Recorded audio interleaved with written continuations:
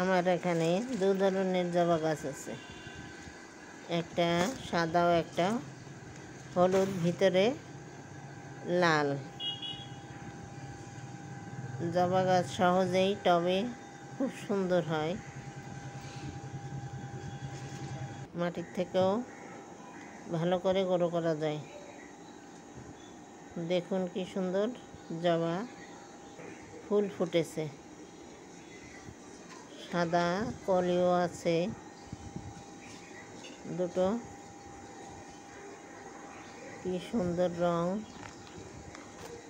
গ্রীষ্মকালে এই জবা ফুল প্রচুর ফোটে। অনেক কলি আছে,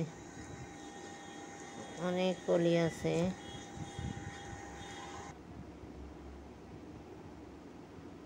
সবাই দেখতে থাকুন।